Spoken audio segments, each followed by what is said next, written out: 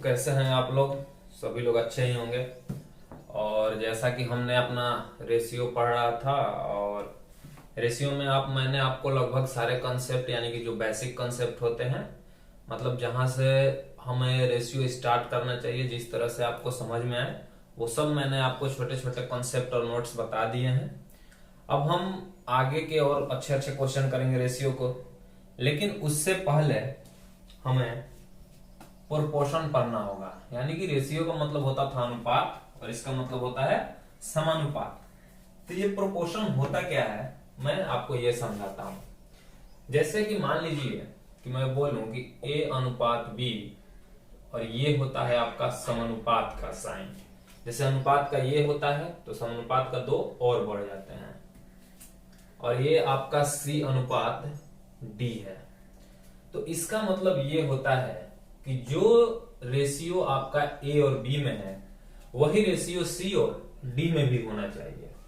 मैंने क्या बोला कि जो रेशियो आपका A और B में होना चाहिए, वही रेशियो आपका C और D में भी होना चाहिए। यानी कि मैंने इसको आपको पहले ही बताया है कि A अनुपात B को हम ऐसे लिखते हैं, और इस समानुपात के जगह हम बराबर लिखते हैं, और फिर ये आपका आ जाता है C/D। तो यही होता है आपका समानुपात यानी कि प्रोपोर्शन। तो अब इसमें कैसे कैसे क्वेश्चन आते हैं, क्या क्या आते हैं, उन सब को हम एक एक करके जानते हैं। और ये तिरछा मैं इसलिए लिख पा रहा हूं क्योंकि मेरा बोर्ड ही थोड़ा तिरछा एंगल पर है, तो उससे कोई बात नहीं है, आप बस समझिए। तो चलिए, जैसे कि मैं आपसे पूछता हूं और किस तरीके से इसमें क्वेश्चन पूछा जाता है, मैंने अभी आपको बता दिया कि इसका मतलब क्या होता है, A/B और C/D। यानी कि A और B का रेशियो जो होना चाहिए, वही आपका C और D का भी रेशियो होना चाहिए। तो इसमें क्वेश्चन कैसे पूछता है, तो सबसे पहला क्वेश्चन आपसे पूछता है कि अगर आपको A, B और C तीन का मान दिया रहता है, यानी कि A, B और C आपको दिया गया है। क्या किया गया है? दिया गया है। तो आपसे क्वेश्चन पूछेगा कि चौथा या फिर आपसे चतुर्थ समानुपात पूछ लेगा। क्या पूछेगा कि या तो आप चौथा समानुपात बताइए या फिर आप चतुर्थ समानुपात बताइए। यानी कि ये था आपका A, B, C और D, 1 2 3 4। तो आपसे चौथा समानुपात पूछेगा, यानी कि चतुर्थ समानुपात पूछेगा। तो इसे हम कैसे करते हैं, तो जैसे कि मैंने अभी आपको बताया कि A और B का रेशियो बराबर होना चाहिए आपका C और D, और D के जगह पर यहां पर आपको पूछा है कि चौथा, यानी चौथा समानुपात क्या होगा। तो चलिए हम चौथा समानुपात को X मान लेते हैं। क्या मान लेते हैं? चौथा समानुपात को हम X मान लेते हैं, और यही X का हमें मान निकालना है। तो अभी मैंने आपको बताया कि इसको हम ऐसे लिख सकते हैं, ठीक। तो जब इसको हम ऐसे लिखेंगे और हमें x का मान निकालना है, तो यहां पर ax बराबर आपका bc, तो x बराबर bc/a। तो ये आपका एक डायरेक्ट फॉर्मूला आ जाता है कि अगर आपको a, b समानुपात c और यहां पर वाट दिया रहता है, और आपसे पूछे कि चौथा समानुपात क्या होगा, तो हम डायरेक्ट क्या निकाल सकते हैं। चौथा पूछ रहा है तो तीसरे और दूसरे को गुना करते हैं और पहले को भाग दे लेते हैं। यानी कि यहां पर हम क्या करेंगे, bc/a। जैसे आपसे क्वेश्चन पूछ दिया कि 3:4 समानुपात 5:वाट, तो यहां पर आपका क्या होगा। तो मैंने अभी बताया कि आपको चौथा समानुपात निकालना है, यानी कि bc। तो bc का मतलब 5 गुना 4 यानी कि 20, और a का मतलब 3, 20/3। यानी कि आपका चौथा समानुपात यहां पर 20/3 था, ठीक। तो आप चौथा समानुपात में यहां पर साइड में लिख देता हूं क्योंकि ये आगे हमारा काम करेगा। तो यहां पर मैं ऐसे लिख देता हूं कि ये आपका चौथा समानुपात क्या होता है, bc/a, ठीक। तो चलिए अब हम आगे चलते हैं। तो ये तो हो गया आपका डायरेक्ट फॉर्मूला, जब आपको चौथा समानुपात या चतुर्थ समानुपात जो भी पूछे उसका। अब मैं आगे चलता हूं, तो आगे और क्या पूछ सकता है आपसे। आपसे तीसरा या तृतीय अनुपात मध्य अनुपात भी पूछ सकता है। यानी कि अब क्या होगा कि आपको दो अनुपात दिया रहता है। क्या दिया रहता है? ए और बी आपको दिया होगा। क्या होगा? ए और बी आपको दिया होगा और आपसे ये तीसरा या तृतीय समानुपात पूछेगा। यानी कि आपसे तीसरा या तृतीय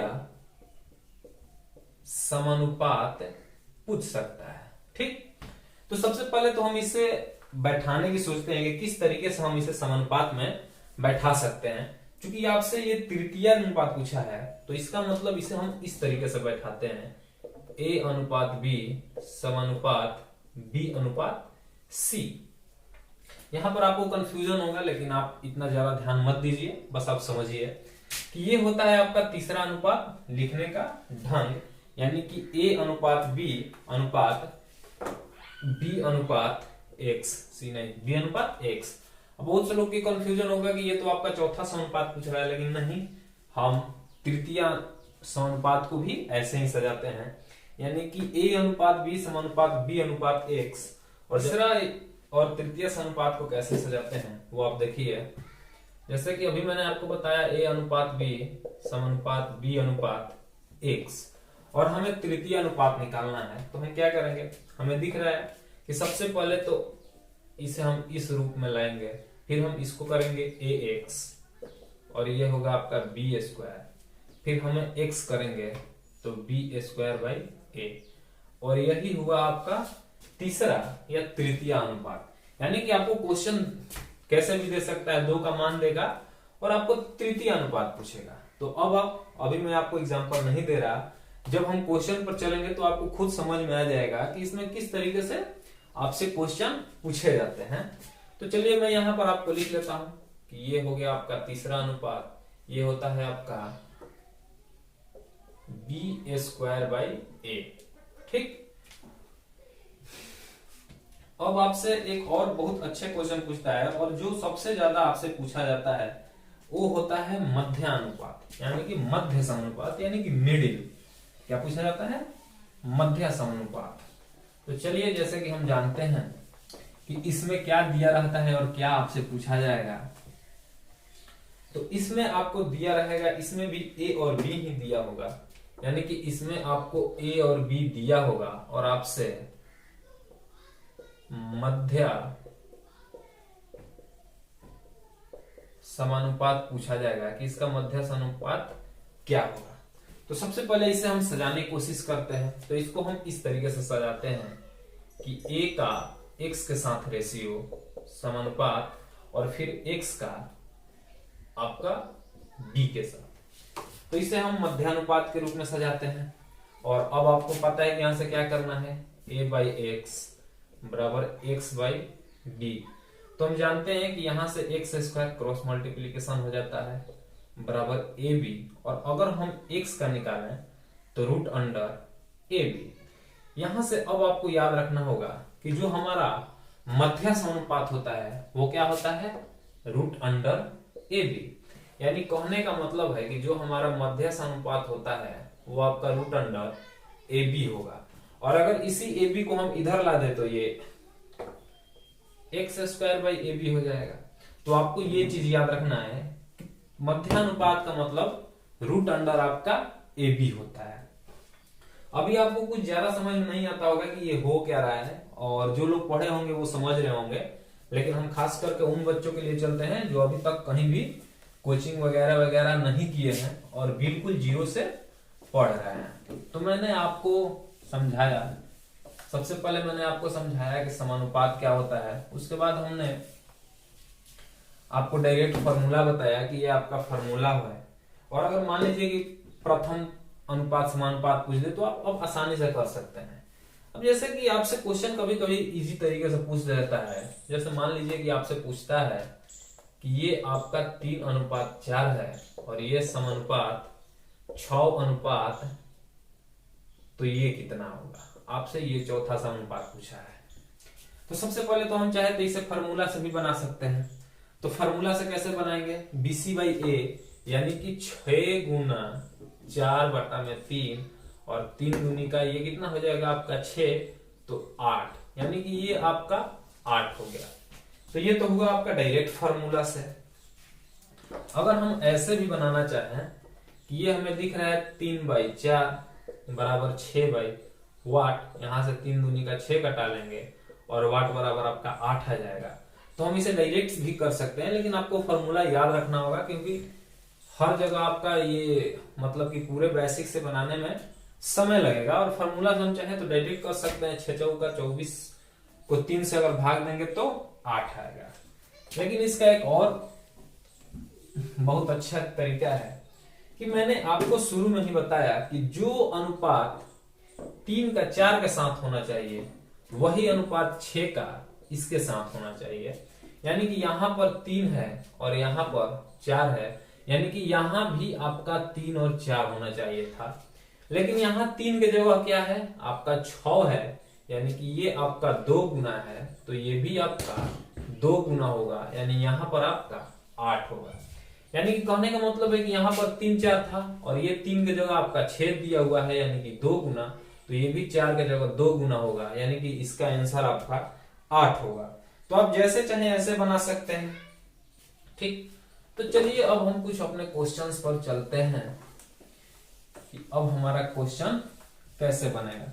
और मैंने आपके सामने सारा लिख दिया है, मध्यानुपात, तृतीयानुपात और चतुर्थ समानुपात। तो जैसे कि आपका पहला क्वेश्चन है, आप देख सकते हैं, और मैं टाइम वेस्ट नहीं कर रहा, अब हमें बस अपना पढ़ाई करना है, क्योंकि समय भी हमारे पास ज्यादा नहीं है। और चलिए फिर आगे देखते हैं, और फालतू की बातें कोई नहीं होगी, बस हम अपना क्वेश्चन करते जाएंगे। अब तो जैसे कि हमारा पहला क्वेश्चन है कि 4 और 9 का मध्य समानुपात क्या होगा। आपसे क्या पूछा है, 4 और 9 का मध्य समानुपात क्या होगा। तो जैसे कि मैंने अभी आपको बताया था कि आप डायरेक्ट कैसे इसको कर सकते हैं, यानी बेसिक से। तो सबसे पहले आपको ये वाला बैठाना होगा, ठीक, और उसके बाद आपको करना होगा। लेकिन अभी मैंने बताया कि मध्य समानुपात का मतलब क्या होता है, इन दोनों का आपको रूट लेना होता है, यानी कि रूट अंडर ए बी। क्या होता है, रूट अंडर ए बी। यानी कि हम क्या करेंगे, इसको रूट में लेंगे 4 गुना 9 और ये होगा आपका 36 और इसका आंसर होगा आपका 6। अब मैं पूरे दावे के साथ कह सकता हूं कि आप समझ गए होंगे कि कब से मैं आपको क्या बता रहा था। और इसी तरीके के आपके क्वेश्चन लगभग पूछे जाते हैं, 2 देगा और आपसे मध्य समानुपात पूछेगा, तृतीय अनुपात पूछेगा, चतुर्थ समानुपात पूछेगा, आपसे कुछ भी पूछ सकता है। लेकिन ज्यादातर मतलब जो क्वेश्चन आते हैं उसमें मध्य समानुपात आपका पूछा जाता है। तो सबसे पहले आपसे पूछा गया कि 4 और 9 का मध्य समानुपात क्या है, तो हमें पता है कि इसका रूट अंडर लेना है, यानी कि 4 गुना 9, यानी कि इसका जो समानुपात होगा मध्य समानुपात वो आपका 6 होगा। और मुझे लग रहा है कि मैं थोड़ा फास्ट हूं, तो मैं आपको थोड़ा स्लो समझाने की कोशिश करता हूं। चलिए जैसे कि मैं आपके अगले क्वेश्चन पर चलता हूं। तो आपसे क्वेश्चन पूछा है कि 10 और 20 का तीसरा समानुपात क्या होगा। 10 और 20 का तीसरा समानुपात आपसे पूछा है, तो आप बेसिक से तो कर ही लेंगे, लेकिन हमें क्या करना है, तीसरा समानुपात पूछा है। और मैंने आपको अभी बताया कि तीसरा समानुपात हम कैसे निकालते हैं। और तीसरा समानुपात का आपको डायरेक्ट फॉर्मूला दिया है b²। तो यहां पर ये आपका a है और ये आपका b है। तो तीसरा समानुपात हमें कैसे निकालना है, सबसे पहले तो हमें b² करना है, यानी कि b² में क्या है आपका b गुना b, और यहां पर आपका a से भाग देना है। तो यहां से हम करेंगे तो 10 दूनी का 20 और 20 दूनी का 40, और यही आपका तीसरा समानुपात था। 20 का स्क्वायर मतलब 400 और बट्टे में 10 यानी कि 40। तो ये हमारे कैलकुलेशन हम आसान कर सकते हैं इससे, यानी कि जो हमारा तीसरा समानुपात है वो हमारा कितना आया, तो वो हमारा 40 आया। ठीक, तो ऐसे बहुत सारे आपको इजी क्वेश्चन देखने को मिलते हैं। और इसमें यानी कि समानुपात में आपका ज्यादा टाइप नहीं होते, 1-2 टाइप होते हैं, मैं आपको धीरे धीरे करके सब बता दूंगा। तो चलिए फिर हम अपने अगले क्वेश्चन पर चलते हैं।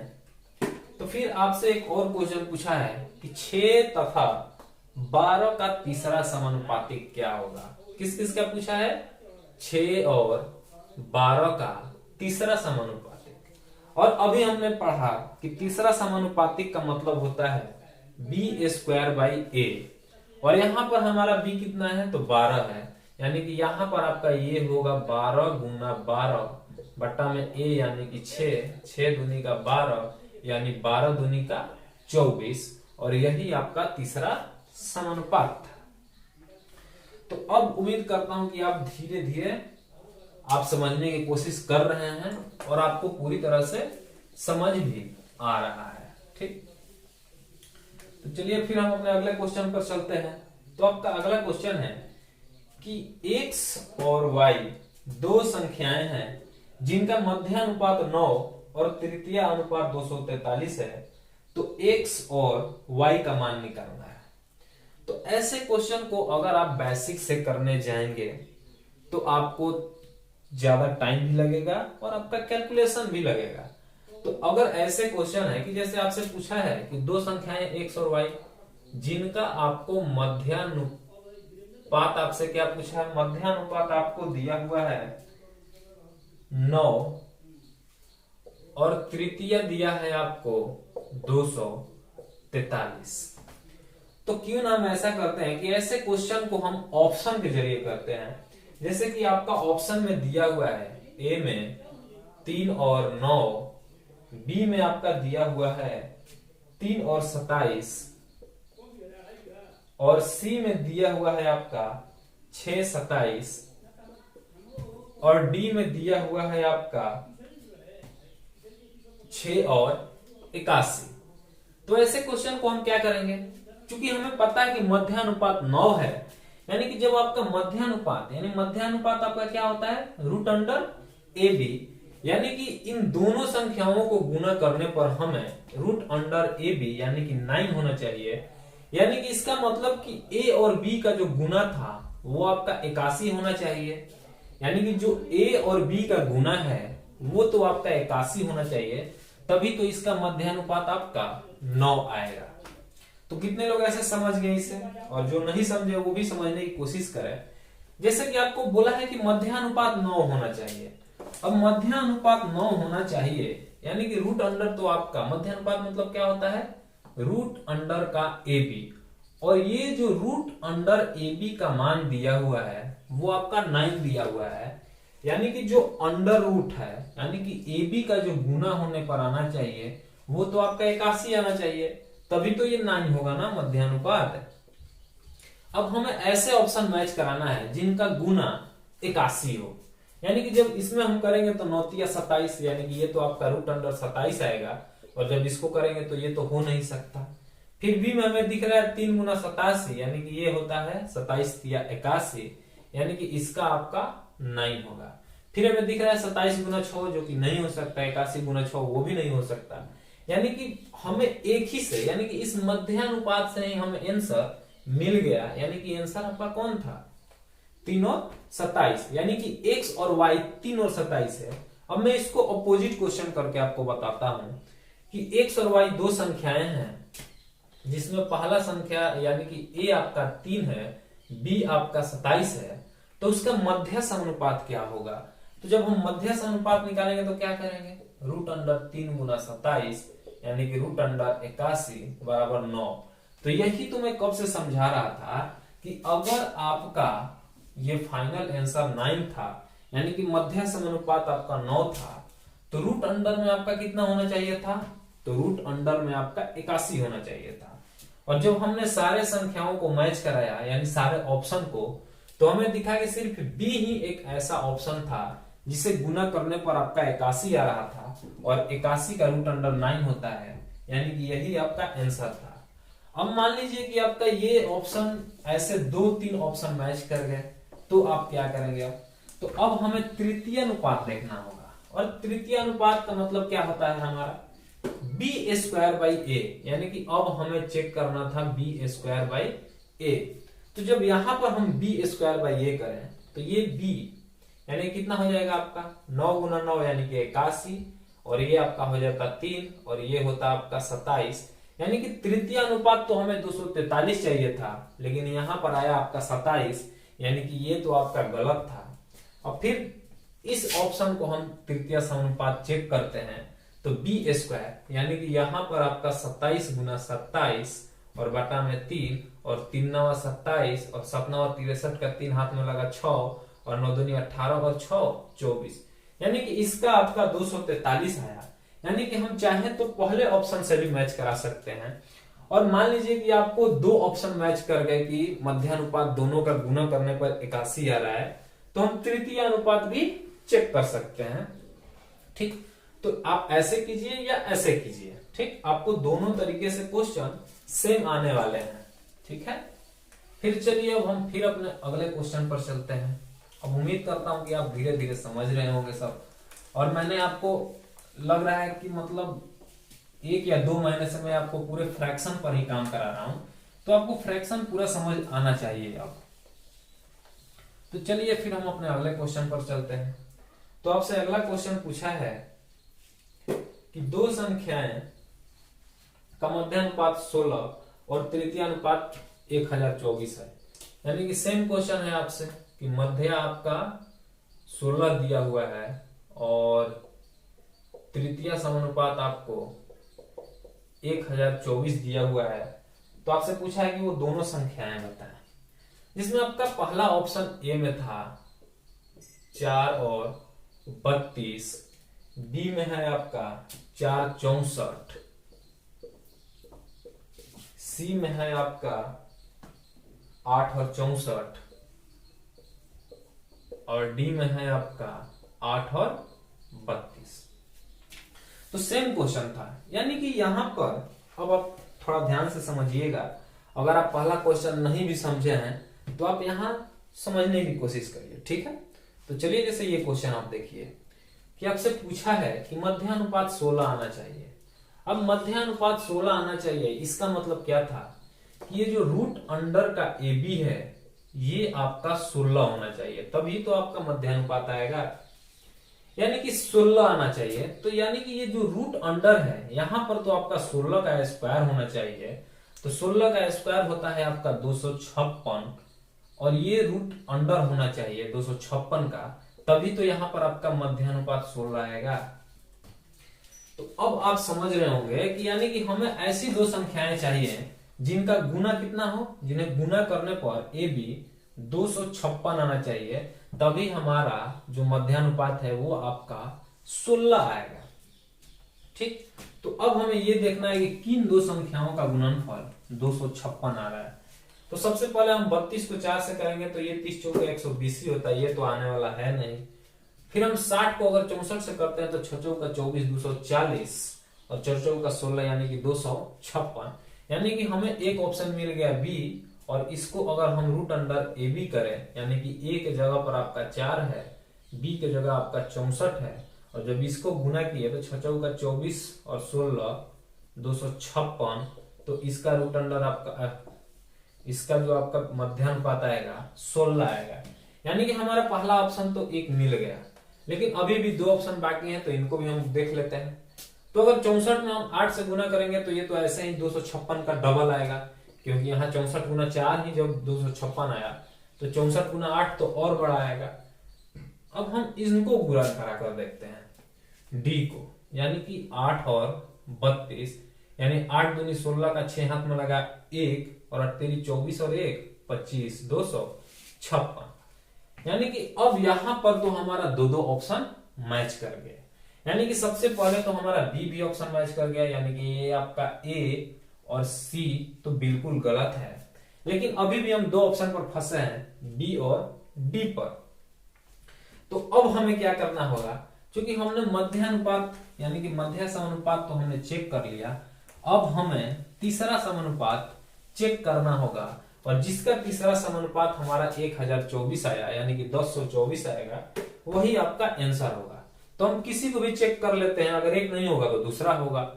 तो चलिए हम सबसे पहले बी को चेक करते हैं। तो तीसरा अनुपात आपका क्या होता है कि बी स्क्वायर बटा में ए, यानी कि यहां पर आपका 64 गुना 64/4 होना चाहिए। और अगर हम इसे किए तो ये 32 गुना 32/8 होना चाहिए। ठीक, तो अब हम इसे घटाते हैं। ऐसा तो हमें आंसर दिख रहा है, लेकिन फिर भी आपको समझने की जरूरत है। अब हम इसको घटाते हैं तो 4 से ये 16 बार में जाएगा, और जब इसमें हम गुना करेंगे तो 16 चौका 64 का 4 हाथ में लगा 6 और 16 छक 96 और 96 और 6 102, यानी कि ये तो आपका 224 आ गया। लेकिन हमें उसे भी चेक करना होगा। जब इसे हम चेक किए तो ये तो कितना आया 128 आया, यानी कि जो हमारा आंसर था वो आपका 224 यानी कि बी नंबर था। तो जिस क्वेश्चन का जिक्र मैंने इससे पहले वाले क्वेश्चन में किया था, सेम आपका वही क्वेश्चन आ गया था कि अगर मान लीजिए कि आपसे 2-3 ऑप्शन मैच हो जाए तो आप कैसे करेंगे। ठीक, तो अब आपको 100% समझ में आने लगा होगा कि समानुपात क्या होता है और ये कैसे किस तरीके से क्वेश्चन पूछता है और हम इसे किस तरीके से बना सकते हैं। चलिए फिर एक आगे क्वेश्चन देखते हैं। तो आपसे क्वेश्चन पूछा है कि दो संख्याएं जिनका मध्यानुपात 18 और तृतीय समानुपात 144 है। तो ये क्वेश्चन मैं आप लोगों के लिए ही छोड़ देता है। क्यों? क्योंकि अभी मैंने आपसे 2 तरीके का इस पर क्वेश्चन कराया है और सेम आपका वही क्वेश्चन है कि दो संख्याएं जिनका मध्यानुपात 18 और तृतीय समानुपात 144 है। तो आपसे पूछा है कि दोनों संख्याएं क्या है। तो उम्मीद करता हूं कि आप ये क्वेश्चन समझ गए होंगे और आप समानुपात यानी प्रोपोर्शन को बहुत अच्छे से समझे होंगे। और आगे हम और समानुपात में 1-2 टाइप और होता है वो भी हम पढ़ लेंगे। और फिर हम रेशियो और प्रोपोर्शन यानी कि अनुपात और समानुपात दोनों के मिक्स और अच्छे अच्छे क्वेश्चन करेंगे। जैसे कि आपका होता है आय व्यय वाला क्वेश्चन, या बहुत टाइप के क्वेश्चन होते हैं गर्ल्स बॉयज वाला, सब तरीके के हम क्वेश्चन करेंगे। तो चलिए आपके लिए एक और अच्छा मैं क्वेश्चन देता हूं और इसमें उम्मीद करता हूं कि आपका थोड़ा और दिमाग खुलेगा। तो क्वेश्चन है आपका कि x-2 और x-3 के बीच मध्य समानुपात x है, तो x का मान क्या होगा। तो पहले इस क्वेश्चन को समझिए कि आपसे क्वेश्चन पूछ क्या रहा है, फिर आप इसे खुद से बनाने की कोशिश कीजिए। चलिए मैं बनाता हूं।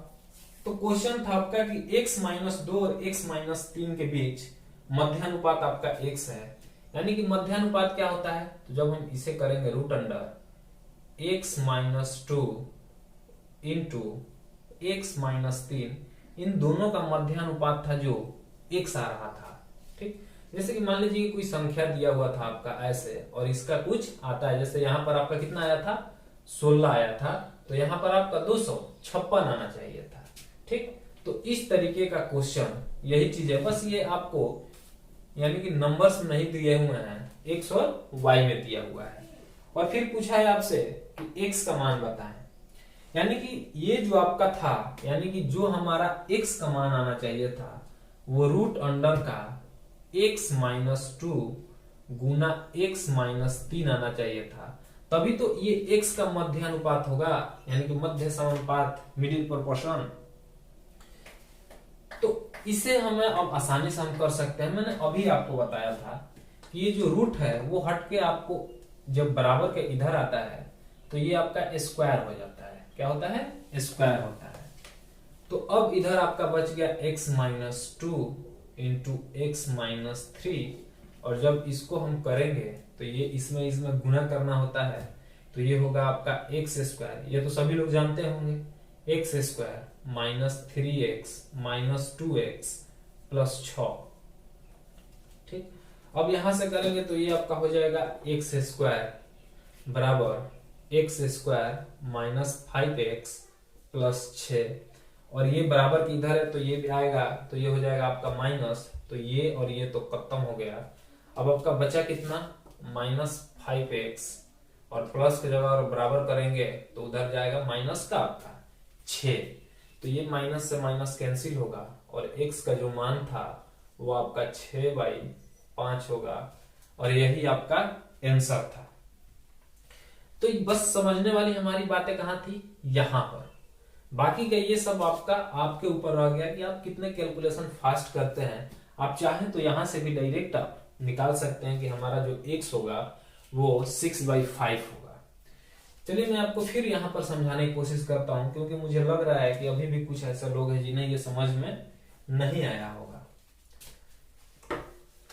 तो जैसे कि मैंने आपसे बोला था कि आपका मध्या क्या होता है, मध्या समानुपात होता है आपका रूट अंडर ए बी, और जो क्वेश्चन में दिया हुआ है वो आपका मध्या अनुपात की जगह पर आपका x दिया हुआ है, और a के जगह पर आपका x-2 दिया है, और b के जगह पर आपका x-3 दिया है। तो आपसे इस x का मान पूछ रहा था। अब आप समझने की कोशिश कीजिए। जैसे कि मैंने आपको शुरुआत में ही बताया कि मध्या समानुपात जो होता है वो रूट अंडर आपका ए बी होता है, और क्वेश्चन में आपको a x-2 और b x-3 दिया हुआ है, और जो आपका मध्यानुपात यानी कि जो आंसर मध्यानुपात निकलता है वो आपका x ही दिया हुआ था। तो हमें x का मान निकालना था। तो जब यहां से हम ये रूट हटाएंगे तो यहां पर आपका स्क्वायर आएगा, और उसके बाद हमें जो कैलकुलेशन करना है वो हम कैलकुलेशन कर लिए। तो अब आज के लिए इतना ही छोड़ते हैं, और आपका जो प्रोपोर्शन यानी समानुपात का जो बेसिक कंसेप्ट होते हैं वो सब मैंने आपको यहाँ पर समझा दिया है। थोड़ा माना कि थोड़ा मैं फास्ट बताया, लेकिन आप अगर 1-2 बार देखिएगा तो आपको बिल्कुल अच्छे से समझ में आ जाएगा। अब और हम आगे की क्लास आपका कल करते हैं। चलिए ठीक है, बाय।